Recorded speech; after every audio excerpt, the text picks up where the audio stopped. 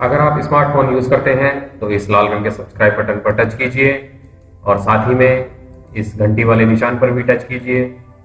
और अगर आप कंप्यूटर का इस्तेमाल करते हैं तो इस सब्सक्राइब के बटन पर माउस से क्लिक कीजिए और साथ ही में इस घंटी वाले बटन पर भी क्लिक कीजिए और जुड़े रहिए हमसे। तो दोस्तों, स्वागत है आपका हमारे चैनल में जिसका नाम है SDITC पादीगढ़।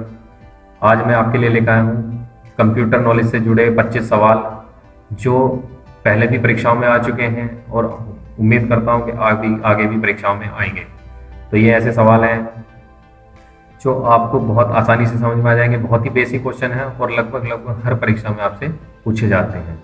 तो चलिए शुरू करते हैं।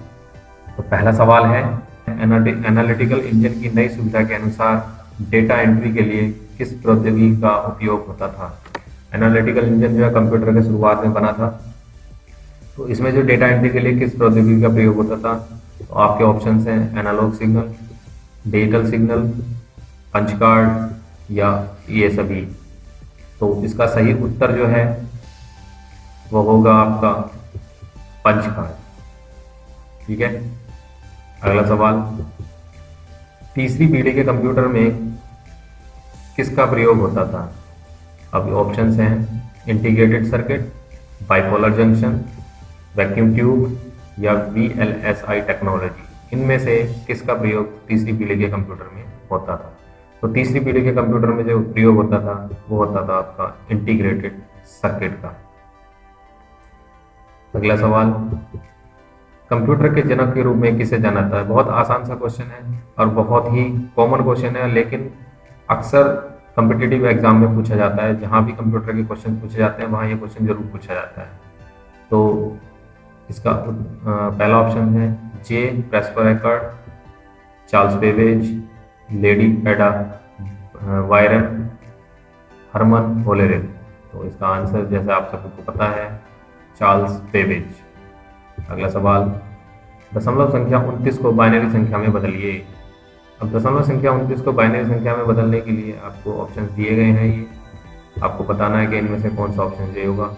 अब देखिए, मैं यहाँ पे तो आपको बदल के नहीं दिखा रहा हूँ, लेकिन इसके लिए मैं जल्दी एक लेक्चर आपके लिए पेश करूँगा नंबर सिस्टम का, जो हाल ही में 3 से 4 दिन में आपके पास अवेलेबल हो जाएगा। तो आप वहाँ से देख सकते हैं कि किस प्रकार आप किसी भी दशमलव संख्या को या बाइनरी संख्या को या अन्य किसी संख्या को आप कैसे एक दूसरे नंबर सिस्टम में बदल सकते हैं। ठीक है, तो इसका जो उत्तर है वो आपको बता देता हूँ, वो है 11101।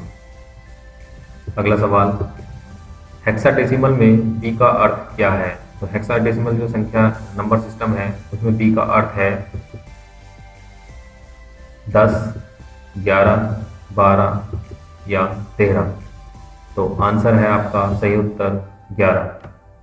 अगला क्वेश्चन, CPU का पूर्ण रूप क्या है। इसमें बहुत कंफ्यूजन होता है CPU के पूर्ण रूप में, तो आप ध्यान से देख लेंगे इसका क्या होता है। तो पहला central process unit, central process unit, central processing unit और नन ऑफ दीज, इनमें से कोई नहीं। तो इसका आंसर जो सही है वो है सेंट्रल प्रोसेसिंग यूनिट।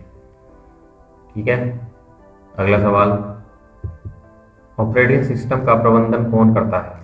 तो ऑपरेटिंग सिस्टम का जो प्रबंधन कौन करता है, अब देखेंगे इसमें से files, folders, input output devices या ये सभी। तो इसका जो सही उत्तर है वो है सभी। तो ऑपरेटिंग सिस्टम का जो प्रबंधन करते हैं ये सारी चीजें करती हैं। अगला सवाल, सेलेक्ट ऑल करने के लिए शॉर्टकट कुंजी है। अब सेलेक्ट ऑल करने के लिए शॉर्टकट कुंजी कौन सी है, F2, E10, Ctrl+A या Ctrl+C। तो आपका सही उत्तर है Ctrl+A। अगला सवाल, ईमेल पते का गलत रूप है। अब इसमें 4 आपको ईमेल पते दिए हुए हैं। अब आपको इन चारों में देख के बताना कि इसमें से गलत रूप कौन सा है। तो हमें गलत रूप का पता लगाना है, तो गलत रूप बताना है। तो गलत रूप सही उत्तर हो आपका हो जाएगा Sita.Sharma@gmail। अब देखिए यहाँ पे इसमें क्या क्या जरूरी होना चाहिए। इसमें आपका डोमेन नेम होना चाहिए, @ साइन होना चाहिए। ठीक है, और इससे पहले आपका यूजर का नाम होता है। तो ये यूजर का नाम यहाँ पे कुछ भी हो सकता है @ साइन से पहले, लेकिन यहाँ जो है ये यहाँ पे आपका ये कंपनी जो प्रोवाइडर है, सर्विस प्रोवाइडर का नाम है, और ये जो है डोमेन नेम, यानी कि आपको बताता है .com कमर्शियल है या एजुकेशन साइट है या कैसी साइट है। ठीक है, तो अब यहाँ पे देखिए, यहाँ पे .com मिसिंग है, तो बस यही आपका उत्तर हो जाएगा। अगला सवाल, इंटरनेट चलाने के लिए आवश्यक है। तो इंटरनेट चलाने के लिए क्या आवश्यक है? पहला ऑप्शन डॉस, दूसरा डीडॉस, तीसरा मॉडम, और क्या इनमें सभी। तो इंटरनेट चलाने के लिए जो सबसे ज़्यादा आवश्यक चीज़ है वो है आपकी मॉडम। ठीक है, अगर मॉडम आपके पास नहीं होगा तो आप इंटरनेट एक्सेस नहीं कर सकते हैं। अगला सवाल, हाइपरलिंक किसको कनेक्ट करता है? तो हाइपरलिंक जो कनेक्ट करता है वेब पेजेस को, डॉक्यूमेंट्स को, ईमेल्स को, या ये सभी। तो हाइपरलिंक जो बना है वो वेब पेजेस को कनेक्ट करने के लिए बना है, तो इसका सही उत्तर होगा वेब पेज। अगला सवाल, कीबोर्ड एक खालिस्तान है, मतलब कीबोर्ड क्या है? तो एक इनपुट डिवाइस है, आउटपुट डिवाइस है, इनपुट आउटपुट दोनों हैं, या इनमें से कोई नहीं है। तो कीबोर्ड हमें पता है, कीबोर्ड एक मुख्य इनपुट डिवाइस है, तो इसका सही उत्तर हो जाएगा इनपुट डिवाइस। अगला सवाल, कौन सा देश इंटरनेट की कल्पना के लिए जिम्मेदार था? तो ऐसा कौन सा देश था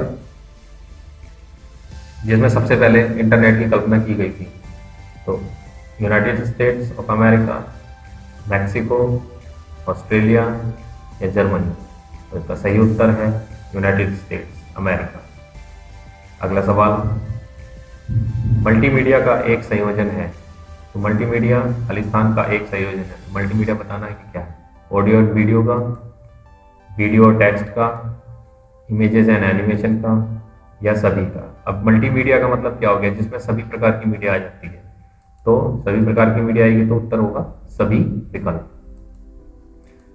अगला सवाल, खालिस्तान एक फॉन्ट शैली है।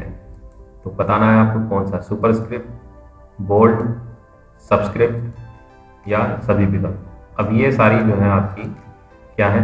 ये एक फॉन्ट शैली है, मतलब इनमें फॉन्ट लिखा जाता है। अगला सवाल, WAN का पूर्ण रूप क्या है? तो WAN का पूर्ण रूप है wider area network, wider area network, wide area network, या वाइड एरियाज नेटवर्क। अब इसमें बताना है हमें कि कौन सा सही होगा। तो इसका जो ऑप्शन है वो होगा वाइड एरिया नेटवर्क। सही उत्तर है आपका वाइड एरिया नेटवर्क। अब इस पहले देख लेंगे ध्यान से, ये खाली यहाँ इसका फर्क है, देखिए एरियाज और एरियाज, और या वाइडर या वाइड। तो वाइड एरिया नेटवर्क इसका सही उत्तर है। अगला सवाल, टच स्क्रीन खालिस्तान है। तो टच स्क्रीन क्या है? इनपुट डिवाइस है, आउटपुट डिवाइस है, combination of input and output device, यानी कि इनका संयोजन है इनपुट और आउटपुट का, या इनमें से कोई नहीं। तो टच स्क्रीन जो है वो आपकी इनपुट और आउटपुट दोनों का क्या है? एक मेल है, यानी कि टच स्क्रीन पर क्या करते हैं? आप टच करते हैं, यानी कि इनपुट, और जो आपको डिस्प्ले होता है वहीं पे, तो वो आउटपुट। अगला सवाल, कंट्रोल यूनिट या नियंत्रण यूनिट जिसे मैं कहते हैं वो का एक हिस्सा है, किसका हिस्सा है? तो CPU का हिस्सा है, ALU का हिस्सा है, या मेमोरी यूनिट का हिस्सा है, या इनमें से कोई नहीं। तो CPU जो है वो जो है कंट्रोल यूनिट जो है वो आपका सेंट्रल प्रोसेसिंग यूनिट का एक हिस्सा है। तो इसका सही उत्तर होगा CPU, यानी कि सेंट्रल प्रोसेसिंग यूनिट। अगला सवाल, द्वितीयक मेमोरी को भी खालिस्तान के रूप में जाना जाता है। तो द्वितीयक मेमोरी को और किस रूप में जाना जाता है या किस नाम से जाना जाता है? Auxiliary memory, main memory, volatile memory, या सभी विकल्प। तो इसका सही उत्तर होगा ऑक्सिलरी मेमोरी। तो द्वितीयक मेमोरी को ऑक्सिलरी मेमोरी या सहायक मेमोरी के रूप में भी जाना जाता है। अगला सवाल, निबल का एक समूह होता है। निबल जो होती है वो मेमोरी की, कंप्यूटर मेमोरी की सबसे छोटी इकाई होती है निबल, सबसे छोटी इकाई होती है बिट, और बिट से मिलकर बनता है निबल। तो कितने बिट से मिलकर निबल बनता है? 4 बिट से, 4 बाइट से, 8 बिट से, या 8 बाइट से। तो मैंने आपको जैसे बताया कि बिट जो है वो सबसे छोटी इकाई है, और बिट से मिलकर बनता है निबल, यानी कि सेकंड नंबर की सबसे छोटी इकाई है निबल। तो ये बनती है आपकी 4 बिट से मिलकर। अगला सवाल, हार्ड डिस्क खालिस्तान का एक उदाहरण है। हार्ड डिस्क किसका उदाहरण है? हार्ड डिस्क मेन मेमोरी का उदाहरण है, सेकेंडरी मेमोरी का है, कैश मेमोरी का है या वोलेटाइल मेमोरी का। तो हार्ड डिस्क जो होती है वो हमेशा सेकेंडरी मेमोरी में गिनी जाती है, तो उसका सही उत्तर है आपका सेकेंडरी मेमोरी। अगला सवाल, MICR में आर से तात्पर्य है। MICR में आर से तात्पर्य है रिकॉग्निशन, रीडर, रेस्ट या रिपीट। तो इसका सही उत्तर है, अब देखिए MICR की फुल फॉर्म क्या होती है? Magnetic ink character recognition. तो ऑब्वियसली आर का जो अर्थ होगा वो होगा आपका रिकॉग्निशन। अगला सवाल, जीबी का अर्थ क्या है? तो जीबी का अर्थ क्या है? गीगाबाइट, गैनाबाइट, गोल्ड बाइट या ग्रीन बाइट। तो जीबी जो मेमोरी की क्षमता है, जीबी, तो उसकी जो फुल फॉर्म है वो है आपकी गीगाबाइट। सही उत्तर है इसका गीगाबाइट। अगला सवाल, कंप्यूटर ज्ञान के संदर्भ में बीडी का अर्थ है। तो कंप्यूटर में बीडी का अर्थ बताना है आपको। Blu ray disc, barcode reader disc, blue disc या ये सभी विकल्प। तो इसका सही उत्तर है बीडी यानी कि ब्लू रे डिस्क। अगला सवाल, WWW के द्वारा विकसित किया गया था। तो WWW किसके द्वारा विकसित किया गया था? जॉन नेपियर के, टिम बर्नर्स-ली के, जॉन रॉबर्ट के या एल्वा ली के। तो इसका सही उत्तर है टिम बर्नर्स-ली। तो इस भाग में बस 25 क्वेश्चन रखे हैं मैंने, ताकि आप इनको याद कर सकें। इसका दूसरा भाग 25 क्वेश्चन मैं जल्दी लेके आऊँगा। तो जैसा कि मैंने आपको बताया था, ये सभी सवाल यूपी पुलिस कंप्यूटर ऑपरेटर और ASI 2017 की परीक्षा में आ चुके हैं।